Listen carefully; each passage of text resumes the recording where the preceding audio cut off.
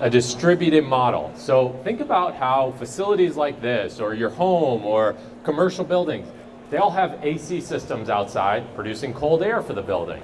We already understand how it ties into air conditioning. It reduces the energy required to cool a building or a data center. System's actually already running, making heat, and that's where you have some of the water vapor coming out of the back. Yeah, we have about 25% water in our exhaust, so pretty high concentration. We realized that we could cost effectively, energy efficiently, treat the atmosphere around us as an aquifer. We supply the module. You can actually see our power module, which sounds boring, but is actually incredibly impactful. You know, we like to say good technology should be boring. And think about a facility. Right now it has an air conditioning system outside. Well, we think the future is, in addition to having an AC system, we developed this technology to replace vapor compressors in air conditioning systems. In air conditioning, which accounts for over 50% of the grid's power generation capacity in cities like Dubai. What concerns me about where we are in PJM is now they're saying that under very possible circumstances this summer, they'll be using emergency measures to meet load. And I don't think American consumers, by and large, want to think that to keep the electric grid going, they're going to have to be told, don't use electricity. Your facility will also have a power plant sitting right outside, providing all the power that you need.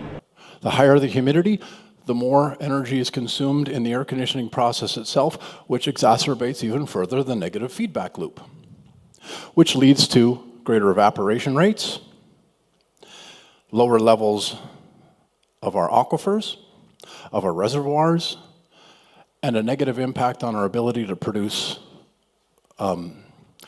energy from hydroelectric dams, and ultimately to instability in the grid and grid failure, which we've also seen and experienced with brownouts and blackouts.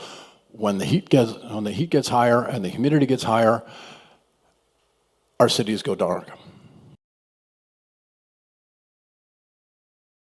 We're protecting the current users. That's the number one goal for all of us all the time, is to make sure that no one ever turns on a faucet and water doesn't come out. That's something we are absolutely trying to make sure that does not happen ever.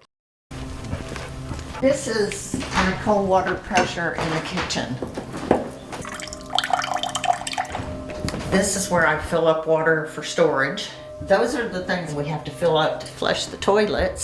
So you can see the sediment from the data center. You can still have a driveway go over the water main. You can still put fence crossing over that water main. So we're not taking this in terms of a fee ownership. We want to bury this water main below the ground, and hopefully the property owner never knows it's there. Right now, everyone in this audience, we all are swimming in the world's largest aquifer.